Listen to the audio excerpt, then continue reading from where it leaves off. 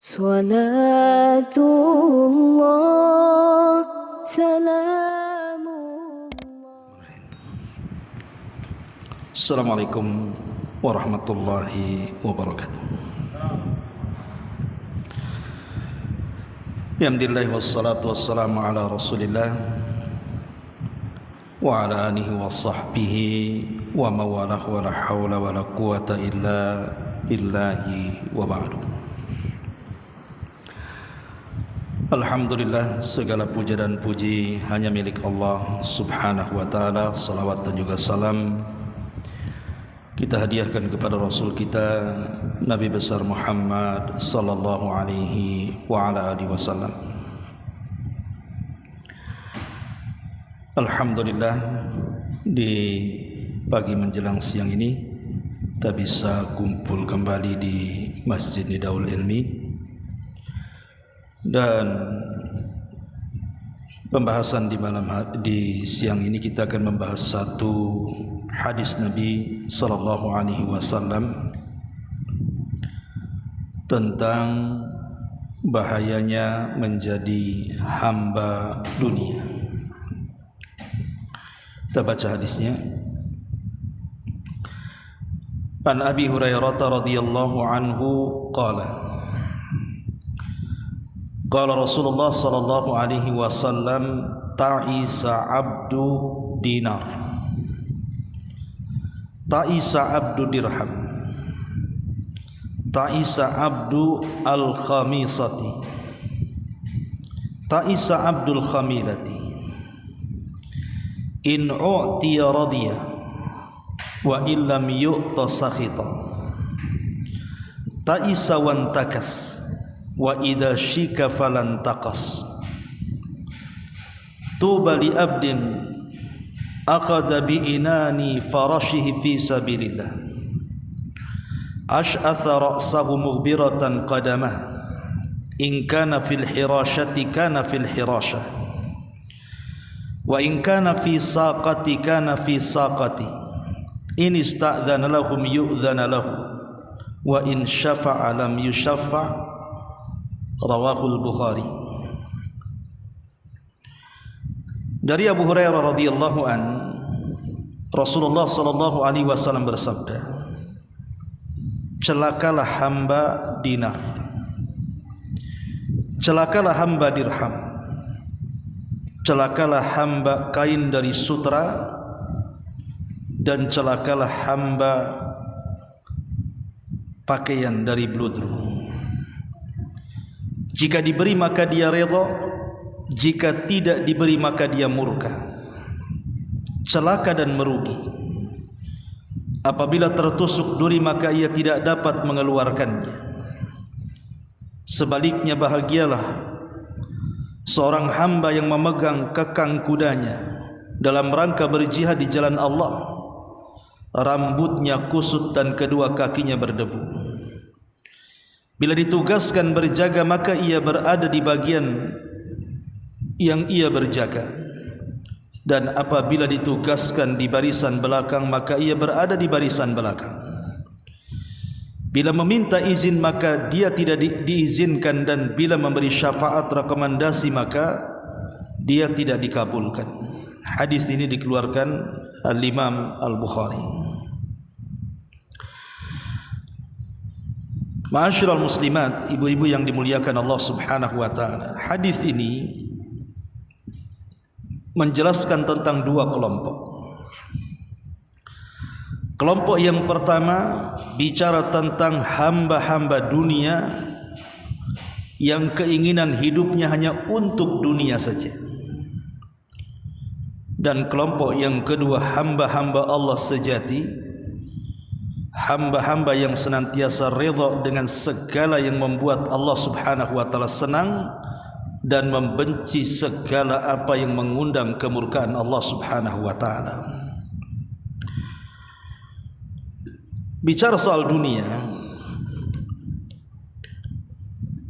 ma'asyiral muslimat yang dimuliakan Allah subhanahu wa ta'ala,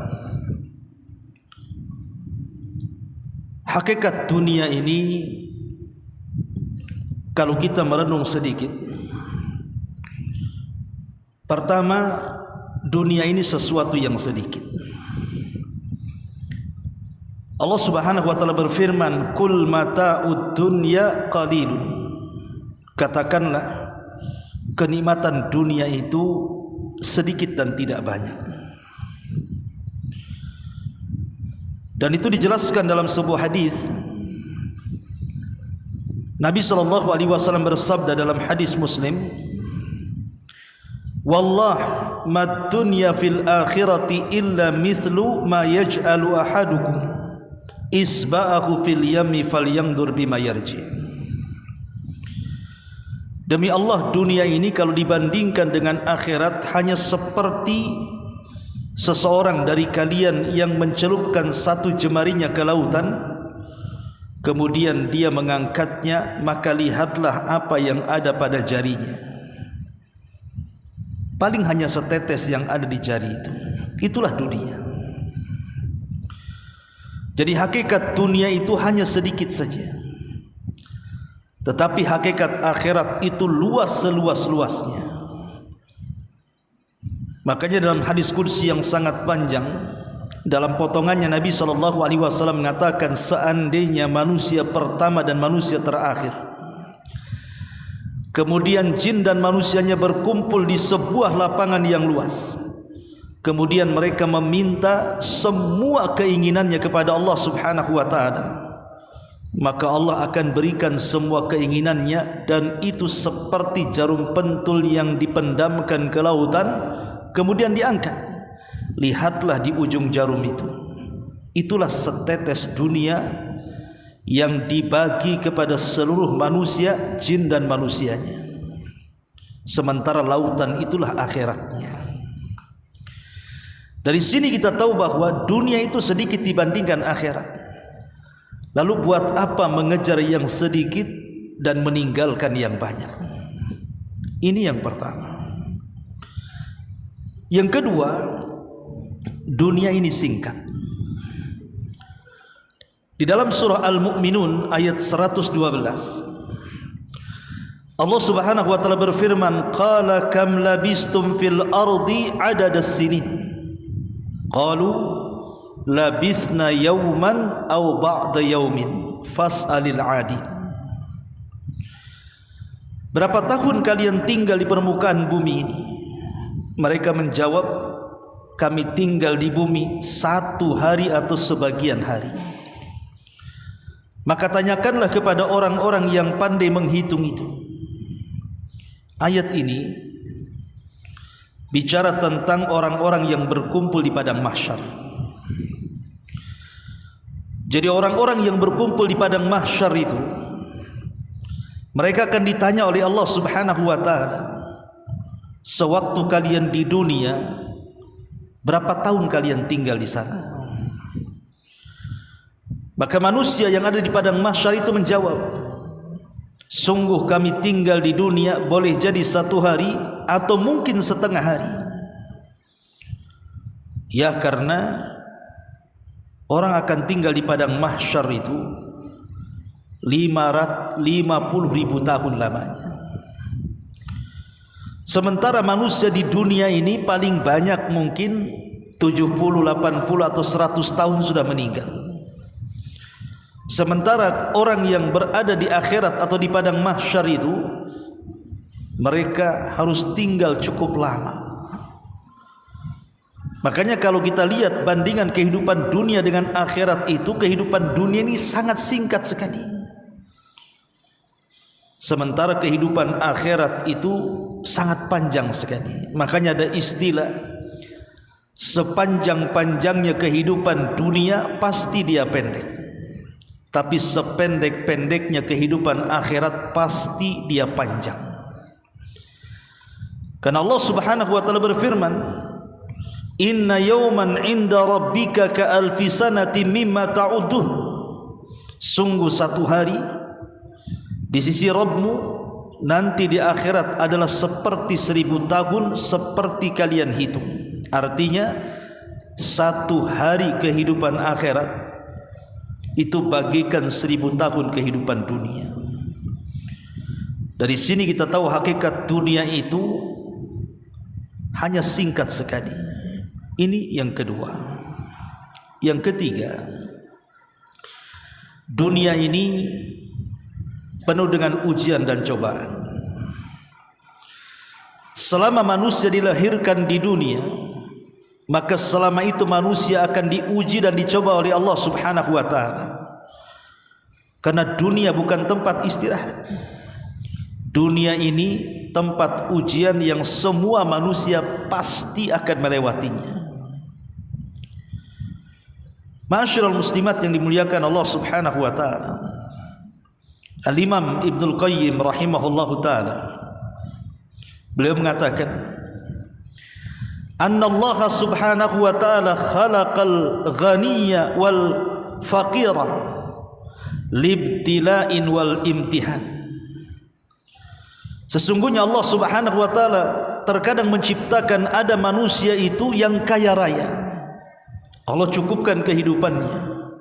Tapi di lain sisi juga Allah ciptakan manusia itu ada yang miskin papa, boleh jadi mungkin susah untuk mencari makan dan kehidupan di dunia ini.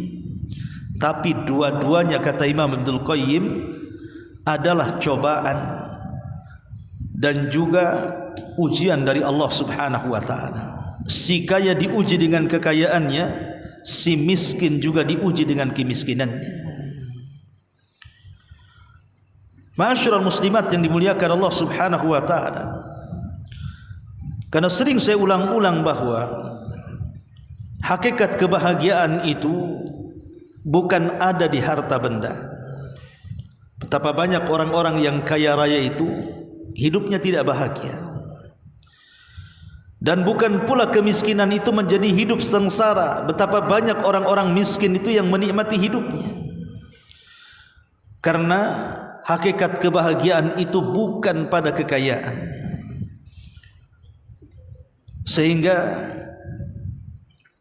ada seorang ulama dari zaman salaf, Hisham ibn Malik ibn Marwan, Hisham ibn Malik ibn Marwan rahimahullahu ta'ala, ketika dia sedang tawaf haji, berjumpa dengan Imam Salim, putra daripada Abdullah ibn Umar radhiyallahu anhuma. Karena Hisham ini seorang raja, tentu dunia bagi dia di tangannya. Apapun yang dikehendaki oleh Khalifah Hisham, yang namanya dia khalifah, tentu tinggal bicara saja sudah ada di depannya. Karena dunia berada di genggamannya. Jadi ketika dia sedang tawaf, dia berjumpa dengan Imam Salim, putra daripada Abdullah ibn Umar radhiyallahu anhuma. Lah Salim ini kebetulan sedang tawaf menjinjing sandalnya yang putus. Kemudian juga pakaiannya lusuh yang harganya tidak kurang daripada 2 dirham. Jadi Hisham ini merasa kasihan dengan Salim, dan sedang tawaf Hisham mengatakan, "Ya Salim, kira-kira apa yang kau hajatkan dariku? Tinggal bicara, nanti aku akan beri." Tapi tiba-tiba Salim marah kepada Khalifah Hisham dan mengatakan, "Ya Khalifah, apakah harus meminta sesuatu kepada selain Allah sementara kita berada di rumah Allah? Aku tidak akan meminta sesuatu kepadamu." Akhirnya kemudian Hisham pun malu dan terdiam. Selesai tawaf dia mengikuti Salim sampai di luar haram. Dikiranya karena dia mengatakan seperti itu karena berada di depan Ka'bah, sehingga Salim bicara seperti itu. Tapi setelah kemudian di luar Ka'bah, di luar Masjidil Haram, maka kemudian Khalifah Hisham ibn Abdul Malik ini mencoba kemudian bertanya kembali kepada Salim dan mengatakan, "Ya Salim, sekarang kita sudah berada di luar haram. Kira-kira apa yang kau hajatkan dariku, aku akan beri." Tapi sekali lagi Imam Salim mengatakan kepada Khalifah Hisham ini dan mengatakan, "Ya Hisham, apakah yang kau maksud adalah kebutuhan-kebutuhan dunia atau kebutuhan-kebutuhan akhirat?" Kemudian sang khalifah mengatakan, "Ya Salim, Adapun kehidupan kebutuhan akhirat, maka tidak mungkin kau meminta kepada aku. Mintalah kepada Allah Subhanahu wa taala. Yang ku maksud adalah kehidupan dunia, kebutuhan dunia. Mintalah sesuatu, aku akan beri. Maka Salim mengatakan, ya Khalifah, selama aku hidup, aku sangat malu meminta sesuatu kepada Rabb pemegang dunia ini. Bagaimana mungkin aku meminta kepada zat atau kepada dirimu yang tidak memegang dunia? Semasa hidup saja aku malu meminta sesuatu kepada zat pemegang dunia, Allah Subhanahu wa taala. Dialah yang memiliki dunia. Macam mana aku akan meminta kepada orang yang tidak memegang dunia? Karena dunia ini milik Allah Subhanahu wa taala. Maka kemudian sang khalifah pun menangis, kemudian mengatakan, duhai kiranya aku seperti Salim. Ma'asyiral muslimat yang dimuliakan Allah Subhanahu wa taala, begitulah hakikat dunia. Kita ini tidak memilikinya. Semua milik Allah Subhanahu wa taala. Semua datang dari Allah dan akan kembali kepada Allah Subhanahu wa taala. Dan dunia ini ujian terberat bagi kita manusia. Sebagaimana Rasul mengatakan, setiap umat ini memiliki fitnah, dan fitnah umatku adalah dunia. Ma'asyiral muslimin wal muslimat rahimani wa rahimakumullah. Ini yang ketiga, bahwa dunia ini dipenuhi dengan ujian dan cobaan. Kemudian yang keempat, dunia ini sesuatu yang fana. Tidak ada manusia yang hidup selamanya di dunia. Seandainya mereka para nabi sekalipun, manusia-manusia mulia yang kita kenal sebagai para nabi, ulul azmi minar rusul sekalipun, mereka semua sudah meninggalkan kita. Tidak ada satupun nabi yang masih hidup sampai hari ini. Bahkan Nabi kita Muhammad sallallahu alaihi wasallam di usia 63 tahun juga meninggal dunia. Kalau seandainya manusia semulia para nabi dan rasul mereka meninggal dunia, macam mana kita yang bukan nabi? Tentu lebih layak untuk tidak hidup lama di dunia. Sementara para nabi yang manfaatnya sudah jelas kepada manusia, membawa keberkahan hidup mereka dunia dan akhirat saja, mereka diwafatkan. Macam mana pula kita yang terkadang tidak memberikan manfaat untuk diri, bahkan untuk orang lain, menginginkan hidup selamanya. Makanya dunia itu sesuatu yang fana. Itulah hakikat dunia.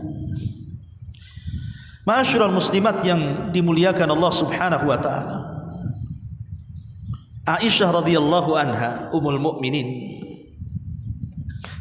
ketika beliau sudah tua, sudah sepuh. Aisyah itu kan buta matanya, setelah dia tua buta matanya.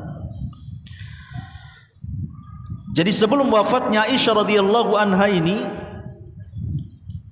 dia selalu menyedekahkan seluruh barang-barang yang ada di rumahnya. Jadi terkadang dia meraba-raba dengan kebutaannya. Kalau ada barang, kemudian dipanggil pembantunya dan mengatakan, kemarilah, ambilkan barang ini, sedekahkan kepada fulan ibn fulan. Maka besoknya gitu lagi, dia meraba-raba ada barang lagi, dia mengatakan kepada pembantunya, wahai fulan, ambillah barang ini, sedekahkan kepada fulan ibn fulan. Sampai satu isi rumah habis, sehingga tidak ada lagi barang yang disedekahkan, karena sudah tidak ada lagi.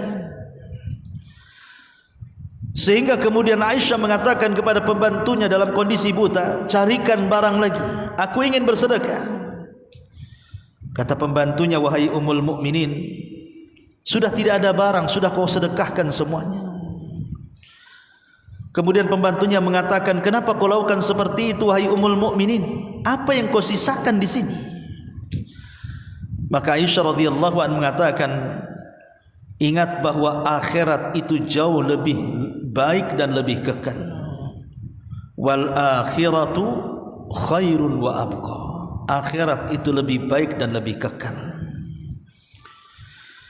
Jadi Aisyah radhiyallahu anha mengajarkan kepada kita bahwa dunia ini fana, akhirat itu kekal. Karena dunia ini tidak akan lama. Apapun di dunia ini tidak akan lama. Semua ada expirednya bahasa kitanya. Tidak ada yang kekal di dunia. Sebutkan apa yang kekal di dunia. Tidak ada yang kekal di dunia ini. Mau manusianya, mau binatangnya, mau jinnya, mau malaikatnya, mau tumbuh-tumbuhannya, semua ada waktu hidup mereka. Pasti satu hari mereka akan mengalami kematiannya. Itulah hakikat dunia. Hakikat dunia ini sangat pendek sekali. Dan orang tidak mungkin fana. Ditambah kalau seandainya kita melihat usia manusia itu semakin kemari itu semakin pendek, bukan semakin panjang. Kalau dulu para nabi dan umat-umat sebelum Islam itu mereka diberikan usia yang panjang-panjang. Tapi semakin ke sini bukan hanya posturnya yang lebih pendek, usianya pun lebih pendek. Makanya Nabi SAW hanya membatasi umur usia umatnya itu berkisar 60 sampai 70 tahun saja, sedikit yang melewati 70 tahun. Ya, karena dunia itu sesuatu yang fana. Ma'asyiral muslimat yang dimuliakan Allah Subhanahu wa taala, berkata Luqmanul Hakim kepada anaknya, "Ya bunai, wahai anakku, carilah dunia untuk akhirat, maka engkau akan mendapatkan keuntungan dua-duanya. Wala tabi akhirataka bidunya, dan jangan kau jual akhiratmu karena duniamu, karena itu akan merugikan kedua-duanya." Kenapa Luqmanul Hakim mengatakan kepada anaknya seperti itu? Seolah-olah dia mengisyaratkan bahwa kehidupan kita ini bukan di dunia, tapi kehidupan kita ini di akhirat. Dunia ini hanya tempat persinggahan seperti seorang musafir, singgah di sebuah tempat kemudian beristirahat kemudian melanjutkan perjalanan kembali. Itulah yang diwasiatkan kepada Rasul oleh Rasul sallallahu alaihi wasallam kepada Ibnu Umar radhiyallahu anhuma, "Kun fid dunya ka'annaka gharib aw 'abirus sabil." Wahai Ibnu Umar, jadilah engkau di dunia itu seperti orang asing ataupun seperti orang yang sedang melakukan safar. Ma'asyiral muslimat yang dimuliakan Allah Subhanahu wa taala. Ini yang kelima, yang keenam. Dunia ini sesuatu yang hina sesuai dengan namanya. Kenapa dunia disebut dunia? Dalam bahasa Arab dunia itu ad-dunya, karena ad-dunya itu artinya hina. Dunia itu artinya hina, ad-dana'ah. Lihat bagaimana sabda Nabi sallallahu alaihi wasallam, "Lau kanatid dunya ta'dilu indallahi janaha ba'udha, ma saqa kafiran minha syarbata ma'in." Kalau seandainya dunia ini ada sedikit manfaat di sisi Allah walaupun seperti sayap seekor nyamuk, tentu orang kafir tidak mungkin diberikan kesempatan untuk minum walaupun satu teguk dari air. Kata Nabi SAW, seandainya dunia ini ada manfaatnya walaupun sedikit, walaupun seperti sayap nyamuk, kata Rasul, tentu orang kafir tidak mungkin diberikan kesempatan walaupun satu teguk air di dunia. Tapi karena dunia itu tidak ada manfaat sama sekali, bahkan dunia itu mal'un, terlaknat, makanya orang kafir mereka bisa minum sepuas-puasnya yang mereka kehendaki. Lihat bagaimana Nabi SAW menjelaskan tentang bagaimana hinanya dunia. Bahkan Nabi SAW jelas-jelas mengatakan, "Ala inna dunya mal'unatun." Ingat, dunia ini terlaknat. Mal'unun ma fiha, bahkan orang-orang yang di dalamnya juga dilaknat. Baru Nabi SAW mengecualikan kecuali orang yang zikir kepada Allah, orang yang beribadah kepada Allah, orang yang mencari ilmu dan yang mengajarkan ilmu, barulah dunia manfaat bagi mereka. Ma'asyiral muslimat yang dimuliakan Allah Azza wa Jalla, Abu Darda radhiyallahu anhu mengatakan, i'lamu anna qalilan yughnikum khairun min katsirin yulhikum. Ketahuilah bahwa sedikit dunia yang kalian miliki,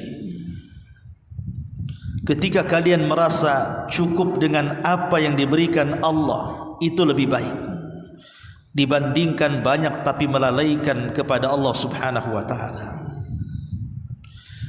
Dunia sedikit tapi menjadikan kita taat, itu lebih baik daripada banyak dunia menjadikan kita bejat. Karena rahasia bejatnya manusia itu ada di dunia, dan itu berdasarkan firman Allah Subhanahu wa taala, kalla innal insana la yatgha an ra'ahu istaghna. Sekali-kali jangan seperti itu. Ketika dunia menguasai dia, maka dia pun melampaui batas. Lihat Qarun, dijelaskan dalam sejarah Qarun itu, dia adalah termasuk kaum daripada Nabi Musa alaihi salam. Orangnya soleh pada awalnya, bahkan dia ahli daripada qiraah Taurat. Jadi dia memiliki suara yang sangat indah sekali Qarun itu, sampai disebut munawwir. Saking indahnya suara Qarun kalau membaca kitab Taurat itu. Jadi diundang kemana-mana untuk membaca Taurat. Satu hari dia datang kepada Nabi Musa alaihi salatu wassalam, minta agar doa-doanya dikabulkan. Akhirnya Nabi Musa mengajarkan kepada Qarun Ismul A'zam, nama Allah yang agung, yang dengan nama itu dia bisa berdoa dan doanya mustajab. Setelah dia menguasai Ismul A'zam, maka dia meminta kepada Allah Subhanahu wa taala untuk dibukakan dunia kepadanya, dan Allah kabulkan permintaannya. Maka dengan sebab itu Qarun menjadi manusia yang paling kaya raya di zamannya. Tapi apa yang terjadi?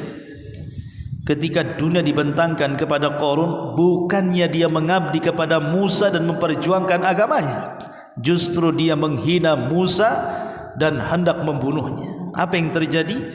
Maka Allah Subhanahu wa taala katakan, fa khasafna bihi wa bidarihil arda. Kami tenggelamkan Qarun dan seluruh kekayaannya. Itulah dunia. Rahasia bejatnya manusia itu ada di dunia. Ma'asyiral muslimat yang dimuliakan Allah Subhanahu wa taala. Dan yang terakhir, hakikat dunia, dunia ini adalah diciptakan oleh Allah untuk menjadi fitnah. Untuk menjadi fitnah. Betapa banyak kemudian orang-orang terfitnah dengan dunia, sehingga ketika kemudian dia mencari dunia itu tidak pandang bulu apakah yang halal, apakah yang haram, ataukah yang boleh, ataukah yang tidak boleh, apakah yang baik, ataukah yang tidak baik, semua dia ambil. Nabi SAW mengatakan, ya'ti 'alan nasi zamanun la yubalil mar'u bima akhadal mal aminal halali am minal harami. Akan datang zamannya, kata Rasul, manusia tidak akan peduli lagi soal mencari dunia, apakah yang dicarinya halal ataukah yang dicarinya haram. Maka manusia sudah tidak peduli lagi, dan zaman itu sudah ada hari ini. Lihat hari ini orang-orang yang mencari harta, enggak peduli mereka, yang penting kaya. Mereka mau menipu, tidak merasa bahwa dia sedang menipu. Mereka mengejar dengan riba, dia tidak peduli kalau riba itu dosa besar. Mengambil hak orang lain dengan cara mengurang-urang takaran, timbangan, meteran, atau curang dalam dagang, enggak peduli. Yang penting untung banyak. Begitulah kondisi dunia memfitnah manusia, sehingga ketika mencari dunia sudah tidak peduli. Atau bentuk fitnah dunia itu al-mubalaghatu fil ishtighal, berlebih-lebihan ketika menyibukkan diri dengan dunia. Ada orang-orang itu yang dicari memang halal bukan haram. Dia tidak menipu orang, dia tidak memakan riba, dia tidak mengurangi takaran, timbangan, meteran, atau curang dalam dagangan. Betul-betul dia halal, dia yang dicari. tetapi dia terlampau berlebih-lebihan. Dia menghabiskan waktu hanya untuk mengejar dunia, lupa pula dengan akhiratnya. Lupa dengan salatnya, lupa dengan ngajinya, lupa dengan zikirnya, lupa dengan Qur'annya, lupa dan begitu seterusnya. Lah ini juga bagian daripada fitnah.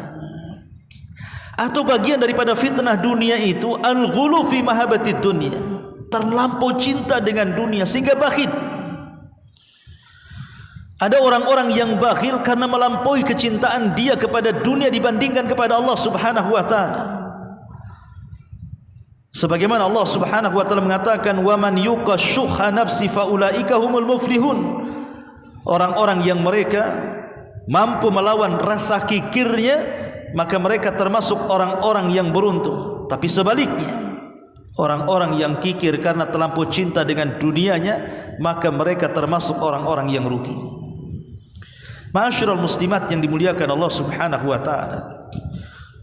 Al-Imam Asy-Syafi'i rahimahullahu taala sampai mengatakan, "Man ghalabat alaihi syiddatus syahwah li hubbil hayati alzamathul ubudiyyatu li ahliha." Barang siapa yang terkalahkan syahwat dengan syahwat kecintaan dia kepada dunia, maka syahwat itu akan melazimkan, mengharuskan dia menyembah dunia tadi.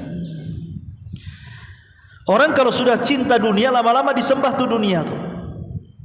Orang kalau menyembah syahwat, lama-lama dia mencintai syahwat dan menyembah syahwatnya. Itulah yang dimaksud hadis yang kita baca ini, ta'isa abdud dinar wa ta'isa abdud dirham. Celaka hamba dinar dan hamba dirham. Ma'asyiral muslimin yang dimuliakan Allah, muslimat yang dimuliakan Allah Subhanahu wa taala. Maka bagian daripada fitnah dunia adalah melampaunya kecintaan sehingga hati terpaut dengan dunia. Dan yang keempat, bagian daripada fitnah dunia, terkadang dunia ini membutakan mata dia. Dia tidak bisa memandang mana hak mana batil. Dia tidak bisa memandang mana yang benar mana yang salah, karena tertutup dengan dunianya. Dan ini sangat bahaya, karena kalau sudah tertutup kebenaran dari dunianya, maka susah mendapatkan hidayah dalam hidupnya. Sehingga orang memandang bahwa ketika ada orang yang penuh dengan dunia, dia anggap lebih mulia dibandingkan orang-orang yang beragama. Dan itu paling banyak di masyarakat.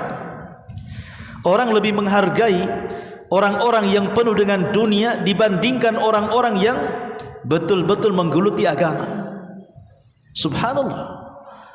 Contoh sederhana, ketika ada orang yang memiliki anak perempuan kemudian dipinang, yang satu orang kaya, yang satu pula miskin tapi pandai agama, orang lebih memilih yang jelas-jelas dunianya dibandingkan yang tidak jelas dunianya walaupun dia pakar agama. Lah inilah kalau sudah dunia menutup, dia tidak bisa lagi memandang mana kebahagiaan untuk dunia dan akhiratnya, mana kebahagiaan yang hanya semata-mata dunia tapi tidak sampai ke akhiratnya. Itulah fitnah dunia. Ma'asyiral muslimat yang dimuliakan Allah Azza wa Jalla. Baik, perhatikan hadis ini. Nabi SAW mengatakan, ta'isa abdu dinar wa ta'isa abdu dirham. Celaka dan binasa hamba-hamba dinar dan hamba-hamba dirham. Hamba dinar, hamba dirham ini kinayah daripada hamba uang. Ya, kalau kita katakan mata uang di dunia ini kan macam-macam. Bisa rupiah, bisa ringgit, bisa dolar, bisa euro, bisa real, macam-macam. Bisa junai dan begitu seterusnya. Maka terkadang ada di antara manusia, kalau di negeri kita tentu hamba rupiah, kalau di Malaysia mungkin hamba ringgit, kalau di Singapura hamba dinar, itu hamba dolar dan begitu seterusnya. Apa maksudnya di sini? Hamba itu artinya menundukkan diri kepada tuannya.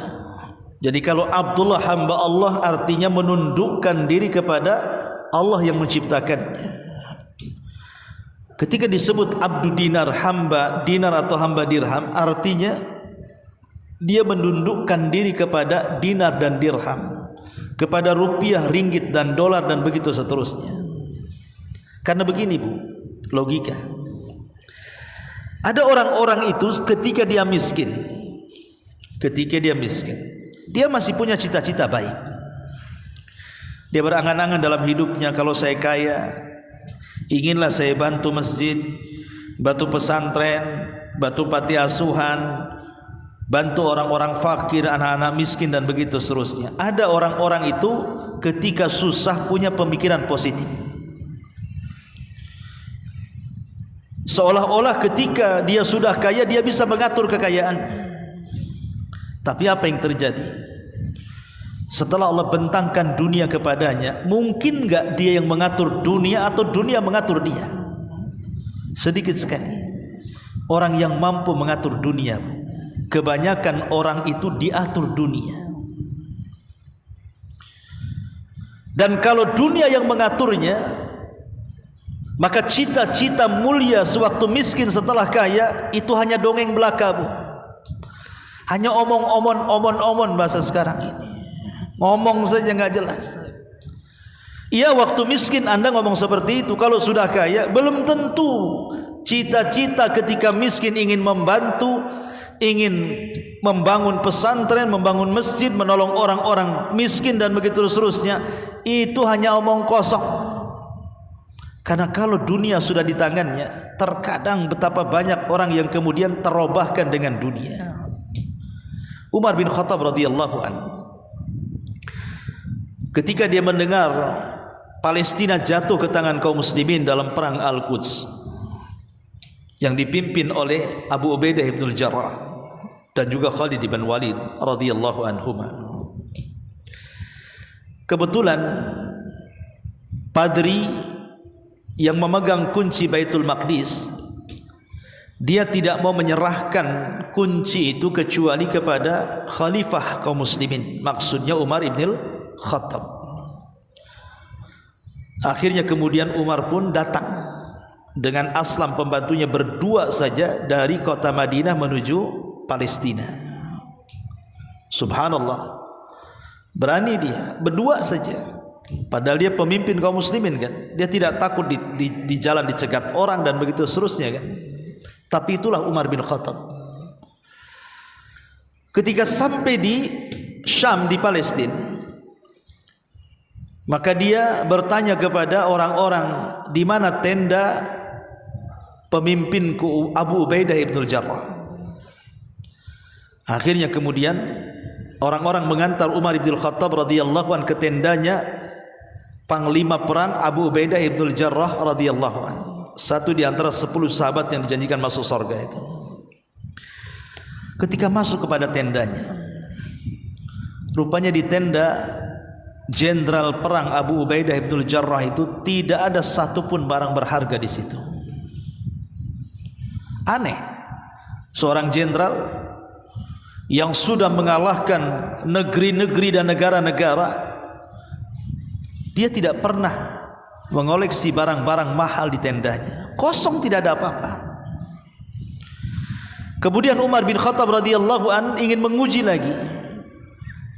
Dia bertanya kepada pengawalnya dan mengatakan, coba tanya apa yang dimakan Abu Ubaidah dengan apa yang dimakan prajurit perang yang ada di sini. Akhirnya datangkan makanan, rupanya apa yang dimakan Abu Ubaidah itu pula yang dimakan para prajuritnya. Tidak bisa dibedakan makanan jenderal dengan makanan prajuritnya. Maka Umar bin Khattab radhiyallahu anhu ketika berjumpa dengan Abu Ubaidah, dia menangis dan mengatakan, ya Abu Ubaidah, kulluna ghayyaratna dunya illa anta ya Abu Ubaidah. Wahai Abu Ubaidah, kami semua terobahkan dengan dunia kecuali engkau. Kami semua dirubah dengan dunia kecuali engkau wahai Abu Ubaidah. Subhanallah. Umar mengatakan kulluna, kita semua. Ini yang mengatakan Umar radhiyallahu anhu, manusia terbaik kedua setelah Abu Bakar, setelah Nabi. Dia mengatakan kulluna ghayyaratna dunya, kami semua terubahkan dengan dunia kecuali engkau wahai Abu Ubaidah. Kalau Umar saja mengatakan kami semua terubahkan dunia, apalagi kita yang ketika miskin berangan-angan bercita-cita kalau sudah saya kaya saya akan begini dan begitu. Kedabru saja bahasa saya itu, enggak jelas omongannya. Karena kalau sudah kaya pasti dunia akan merubah dia, bukan dia yang merubah dunia.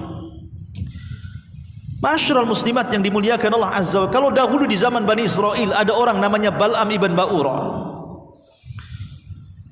orang yang termasuk abid min ubadi Bani Israel, terkalahkan dengan dunia dan mati su'ul khatimah, apalagi kita. Maka kalau beramal itu tidak usah nunggu kaya, sebab kalau sudah kaya belum tentu dia beramal. Sekarang inilah yang kita hadapi. Karena kata Imam Hasan Al-Basri rahimahullahu ta'ala, waktu yang sudah lewat tidak mungkin kembali. Waktu yang akan datang belum tentu kita akan sampai di waktu itu. Maka yang memungkinkan waktu sekarang yang sedang kita jalani. Itulah beramal saleh. Masyarul muslimat yang dimuliakan Allah subhanahu wa ta'ala. Makanya kemudian Nabi SAW mengatakan, ta'isa abdu dinar wa ta'isa abdu dirham. Celaka hamba dinar, hamba dirham, hamba rupiah, hamba dolar, hamba-hamba yang lainnya. Karena betapa banyak orang yang terobahkan kehidupan akhiratnya karena dunia yang dimilikinya. Betapa banyak orang baik jadi jahat setelah punya dunia. Betapa banyak orang saleh jadi toleh karena dunia. Bahkan dunia ini merusak segalanya. Suami istri bisa bercerai gara-gara dunia. Teman yang akrab yang baik bisa bermusuhan gara-gara dunia. Ahli waris bisa bunuh-bunuhan karena dunia. Dan begitu seterusnya. Ya. Makanya jangan sampai kemudian kita hambakan diri kita ini dengan dunia. Dengan cara apa? Cukuplah dunia ini diletakkan di tangan kita, jangan sampai masuk ke hati kita. Itulah yang disebut dengan zuhud artinya. Zuhud itu meletakkan dunia di tangan dan tidak meletakkan dunia di hati. Hati ini fokus untuk Allah. Makanya Hasan al-Imam Sufyan al-Thawri rahimahullahu ta'ala, Sufyan al-Thawri rahimahullahu ta'ala pernah ditanya, wahai Imam, Sufyan ini kan orang kaya, orang kaya raya dan dia juga ulama. Kemudian dikatakan kepada Imam Sufyan al-Thawri, ya Imam, engkau ini selalu bicara tentang pentingnya zuhud di mimbar-mimbar, sementara engkau kaya. Seolah-olah orang yang bertanya ini tidak paham makna zuhud, dan dia pahami kalau zuhud itu harus miskin, harus compang-camping, harus tidak punya uang, mungkin begitu. Sehingga dia bertanya kepada Sufyan al-Thawri, engkau ini kaya raya tapi engkau bicara zuhud.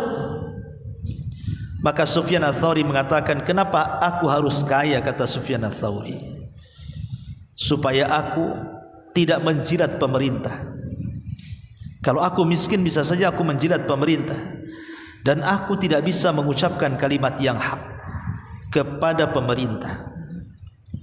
Ketika sudah menjilat kan susah untuk menasihati, karena sudah terjilat dia.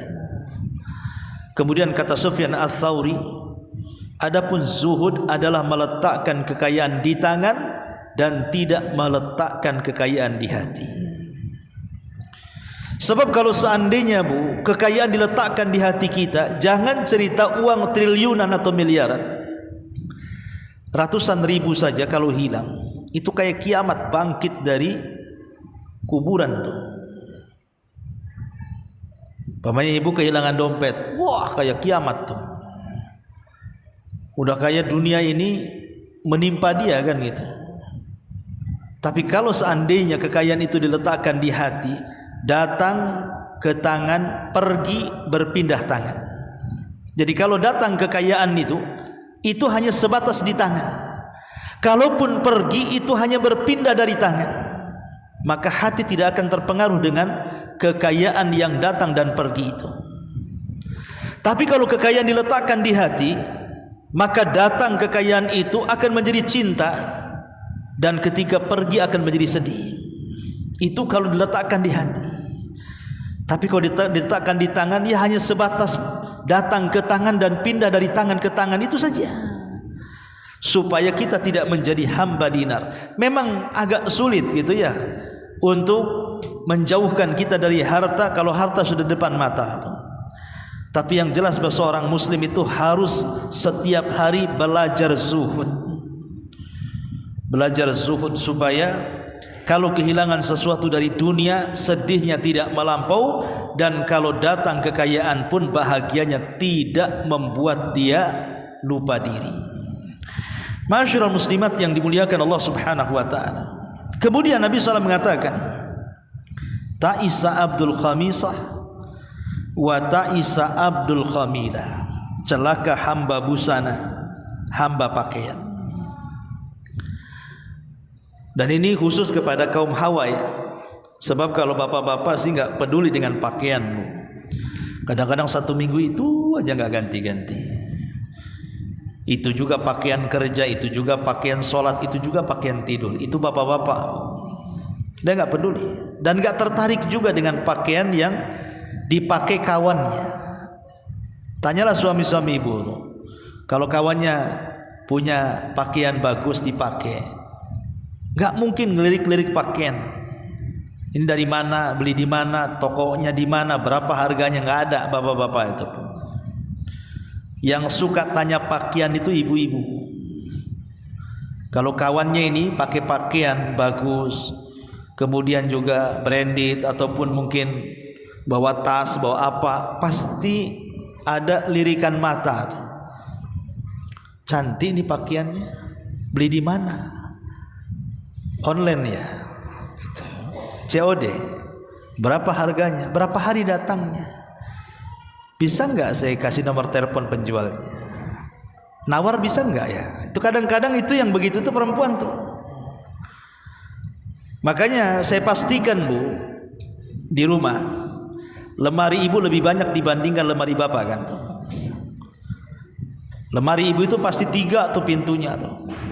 Kalau bapak itu 1 udah separoh tuh. Karena separohnya diambil juga untuk ibu kan.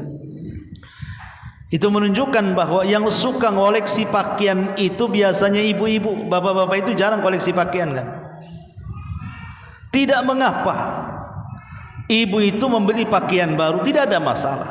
Karena Rasul mengatakan, apakah orang itu dikatakan sombong wahai Rasul ketika menggunakan pakaian baru, sendal baru dan begitu seterusnya? Kata Rasul, tidak. Sombong itu, kata Rasul, ketika merendahkan orang dan menolak nasihat. Artinya tidak dilarang. Cuman yang jadi masalah, terkadang ada seorang akhwat itu lupa diri. Otaknya itu hanya pakaian saja. Kalau dia pegang handphone, dia tidak pernah lihat YouTube pengajian, dah. Atau mungkin dia lihat di Google artikel-artikel yang perlu dibaca dari akidah, fikih atau enggak. Itu yang dibuka Tokopedia atau mungkin aplikasi belanja yang lain yang dilihat itu kalau enggak sandal, tas, pakaian kan gitu. Padahal ibu bukan penjual juga. Kalau penjual sudah wajar ya. Lah ketika kemudian ibu disibukkan setiap hari seperti itu, hanya kemudian mengecek harga pakaian, model pakaian, harga tas, model tas, harga sandal, model sandal, dan begitu seterusnya, seolah-olah waktunya hanya untuk itu saja. Itulah yang disebut dengan ta'isa abdul khamisati wa ta'isa abdul khamilati. Celaka hamba busana. Ibu sudah menghambakan diri kepada busana, kepada tas.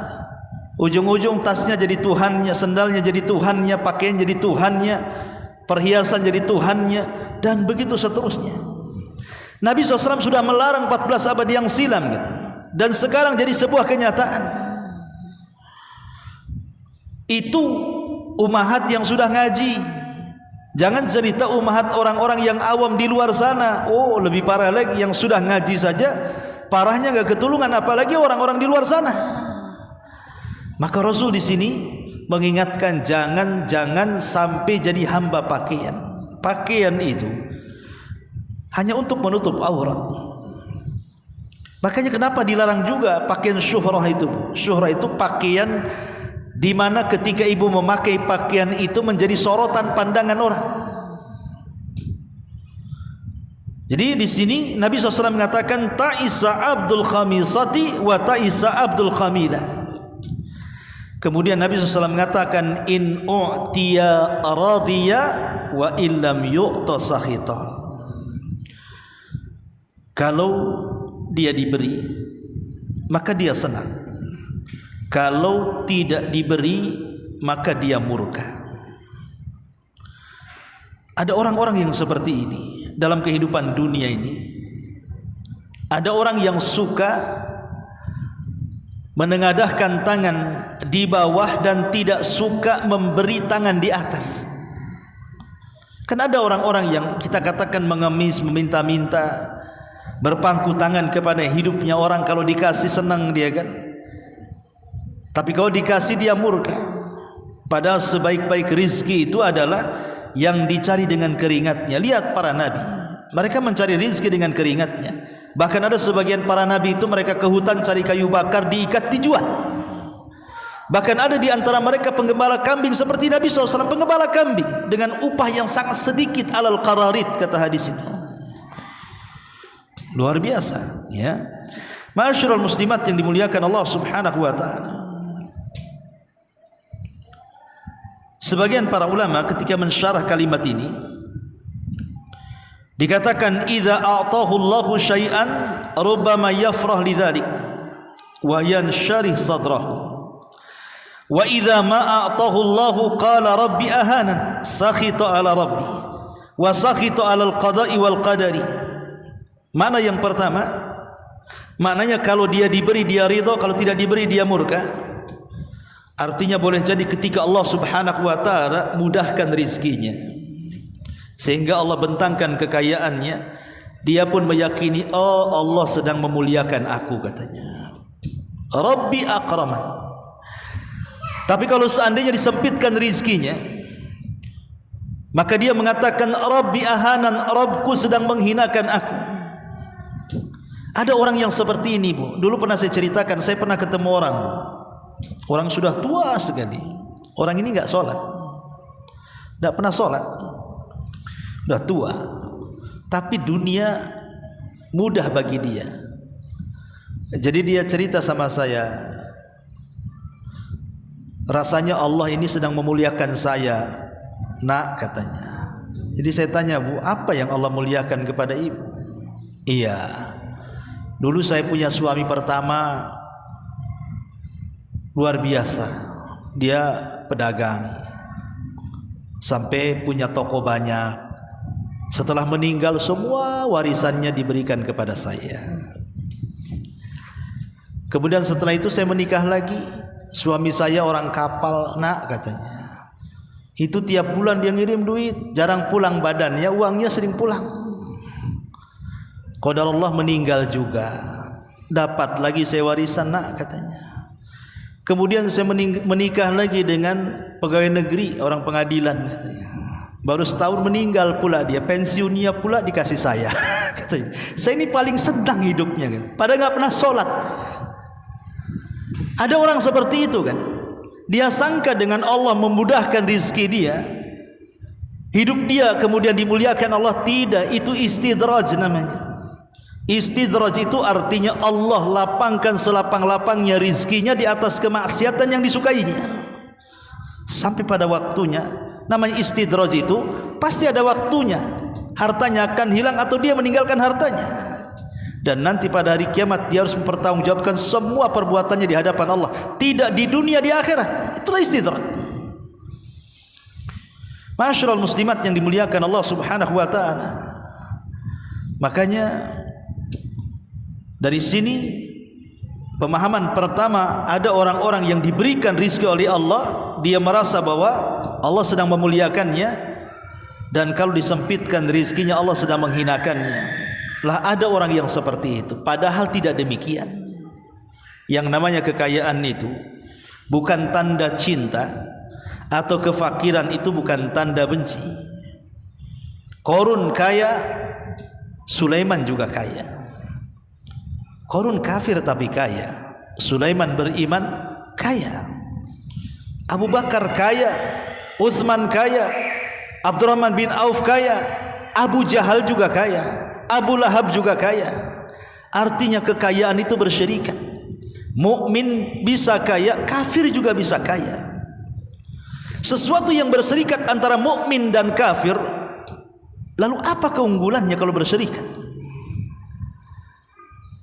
Makanya kenapa Allah Subhanahu wa taala, kata Nabi sallallahu alaihi wasallam, Allah itu kalau memberikan dunia kepada orang yang dicintainya dan kepada orang yang tidak dicintainya, tapi Allah tidak akan memberikan iman kecuali kepada orang yang dicintainya saja. Ma'asyiral muslimat yang dimuliakan Allah Azza, ini makna yang pertama. Makna yang kedua, kata para ulama, wa yahtamilu an yakuna al-mu'ti wal mani shakhsan min al-ashkhas mithlu halil munafiqin ma'an nabi sallallahu alaihi wasallam.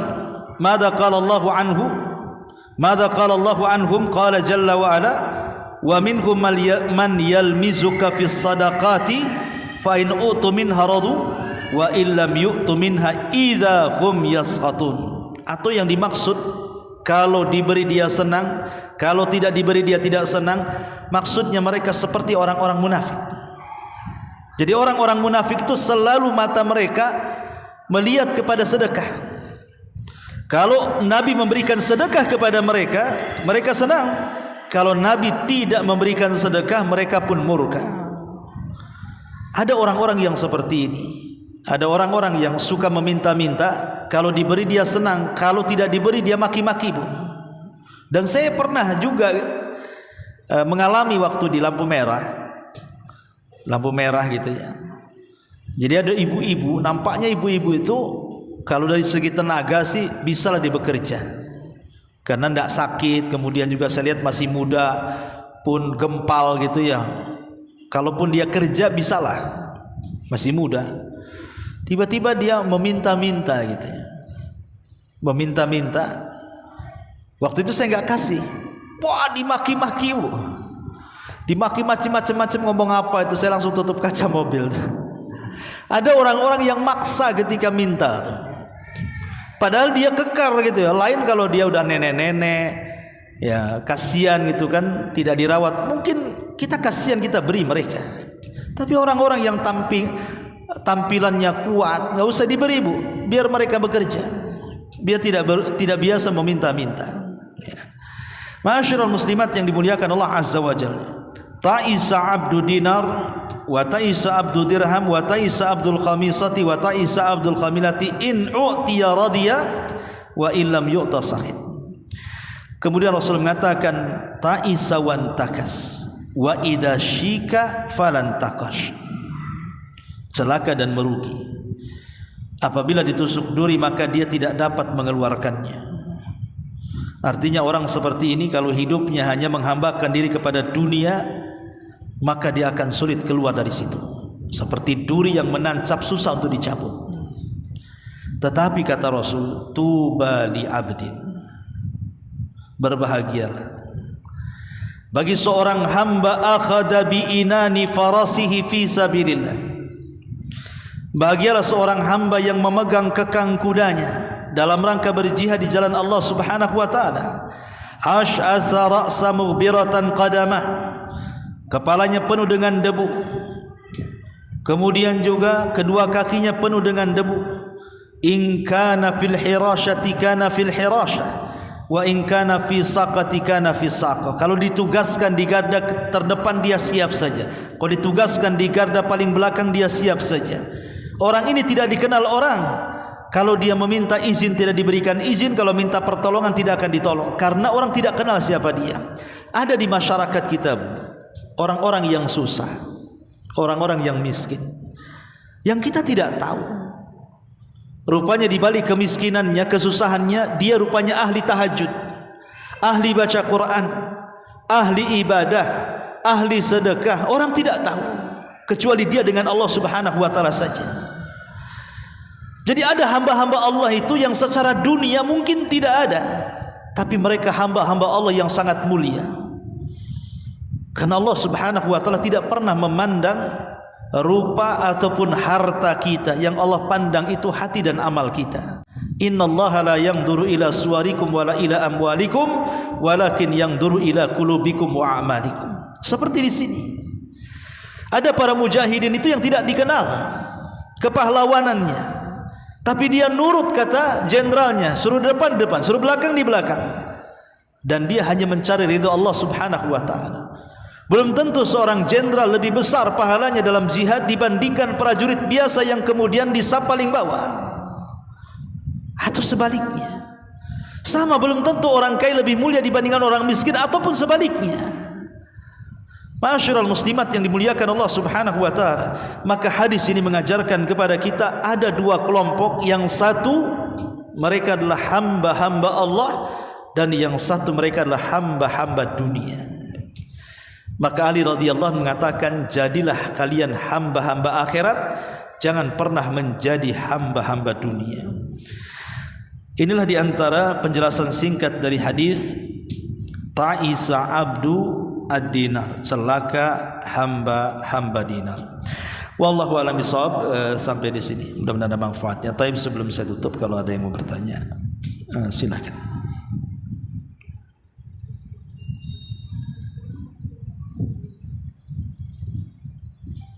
Baik, kalau enggak ada, kita tutup. Subhanakallahumma bihamdika, asyhadu an la ilaha illa anta, astaghfiruka wa atubu ilaik. Allahu taala alam. Assalamualaikum warahmatullahi wabarakatuh.